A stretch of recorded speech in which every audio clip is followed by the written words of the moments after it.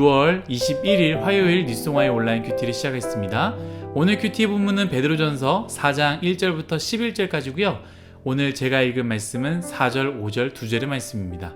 이러므로 너희가 그들과 함께 그런 극한 방탕에 다름질하지 아니하는 것을 그들이 이상히 여겨 비방하나 그들이 산자와 죽은 자를 심판하기로 예비하신 이에게 사실대로 고하리라. 아멘.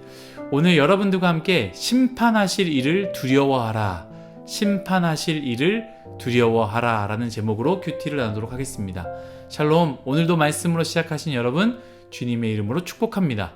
오늘 말씀을 한번 쭉 읽어보신 분들은 알 수 있을 텐데요, 믿음의 사람은 어떻게 살아야 하는가, 곧 앞장 베드로전서 3장에 기초한 내용을 가지고 3장에 대한 결론으로 4장을 이야기합니다. 크게 보면 예수님의 고난 그리고 그 죽음을 생각하며 같은 마음으로 무장하고, 오늘 큐티의 제목으로 정한 것과 같이 심판하실 이를 두려워하며 끝까지 믿음으로 현실의 삶을 잘 살아야 한다는 것을 이야기합니다. 오늘 말씀도 사실 다 전부 중요하지만 전부 나눌 수가 없어서 두 번째 주제를 가지고 여러분들과 나눠보려고 합니다. 먼저 3절 한번 읽어볼까요? 너희가 음란과 정욕과 술취함과 방탕과 향락과 무법한 우상숭배를 하여 이방인의 뜻을 따라 행한 것은 지나간 때로 족하도다. 아멘. 이방인의 뜻을 따라 행함이 바로 이러한 음란, 정욕, 술취함, 방탕, 향락, 무법한 우상숭배이죠. 소아시아에 사는 그리스도인들이 이전에 살았던 삶의 방식, 이방인들이라고 표현하기에는 무언가 구분이 돼서 조금 그럴 수 있겠지만 실제로 그 당시 그곳에 살았던 대부분의 사람들이 다 그렇게 살아왔다라고 생각하면 됩니다. 하지만 이들 중에 예수 그리스도를 믿음으로 말미암아 예수님을 자신의 소망으로 품고, 그런 사람들은 이전의 삶을 멈추고 새로운 삶을 살았다라는 것이죠. 그런데 저는 먼저 이 부분을 나누고 싶습니다. 4절 말씀입니다.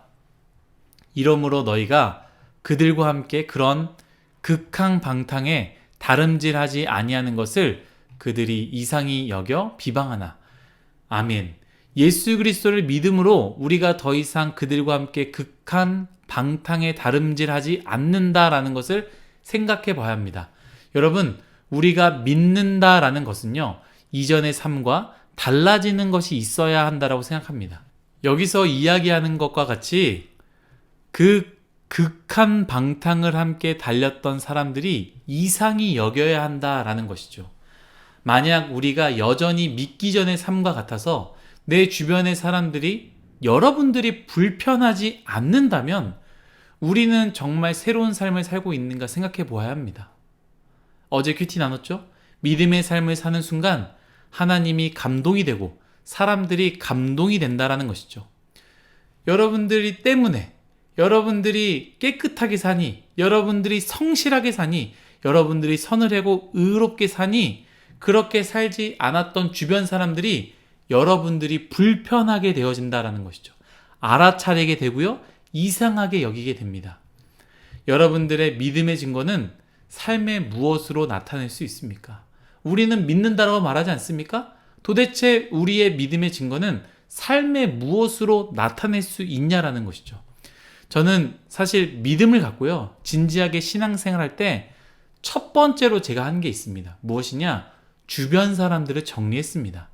내가 가장 힘들어하고요, 내가 가장 유혹을 잘 받는 것들을 하는 친구들과 바로 연락을 끊어버렸습니다. 어떻게 친구랑 그럴 수 있나요? 라고 생각할 수 있지만, 여러분, 우리가 그 유혹 때문에 인생이 망할 수 있다라는 것을 기억해야 됩니다. 잠언을 보십시오. 전도서를 보십시오. 시편을 보십시오.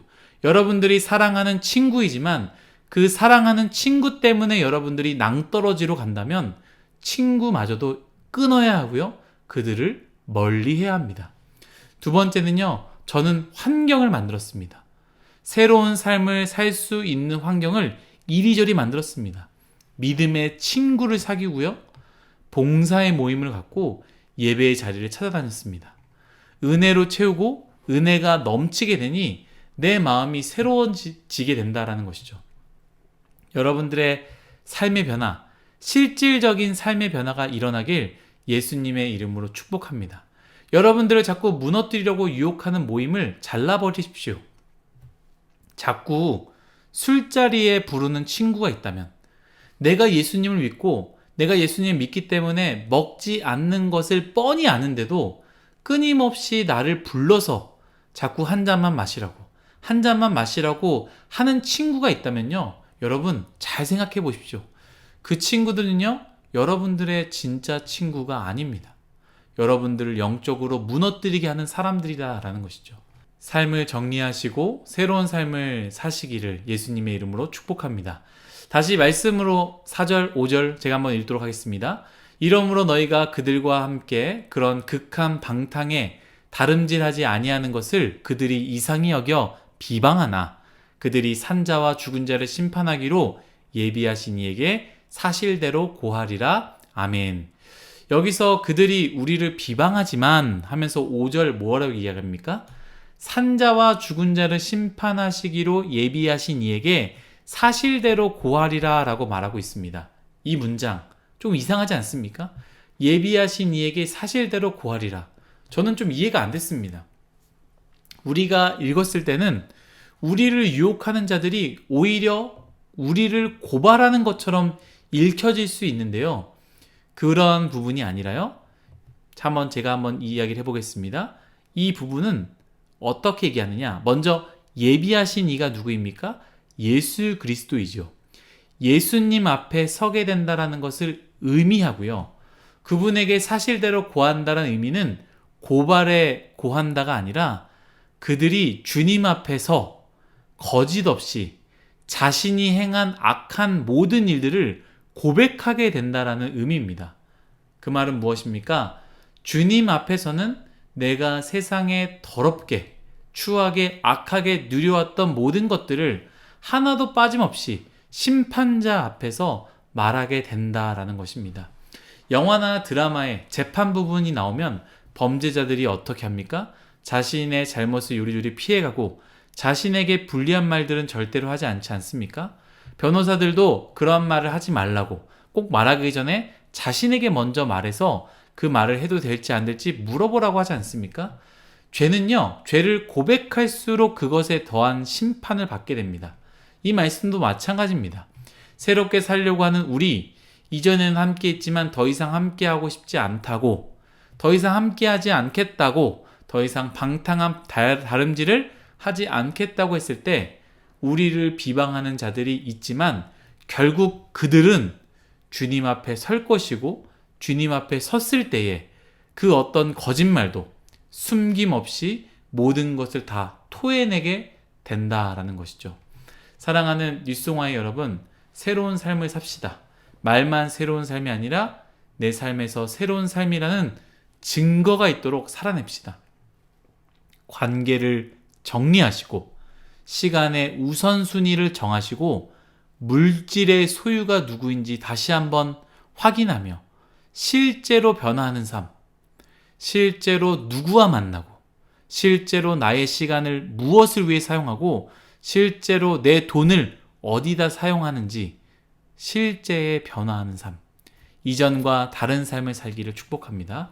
왜냐하면 그렇게 하지 않을 때 여전히 내가 변화되지 않는 삶, 악한 삶, 방탕한 삶, 하나님이 없는 삶을 계속해서 살게 될 때 우리는 주님 앞에 서게 될 것이고, 주님 앞에 서게 될 때는 그 어떤 것도 숨김없이 다 드러나게 되기 때문입니다. 사랑하는 뉴송아 여러분, 심판하시는 분이 계십니다. 반드시 그분은 심판하십니다. 반드시 그분은 심판하실 것입니다. 그러니 심판하실 일을 두려워하십시오. 나는 예수님을 믿으니까 괜찮습니다. 아니요. 그 말에 대한 삶의 변화가 없다면 우리는 그 고백에 대해서 다시 생각해야 될 것입니다. 오늘 하루 나의 삶을 돌아보고 새로운 변화, 실질적인 변화의 삶을 살아내기를 예수님의 이름으로 축복합니다. 기도하겠습니다.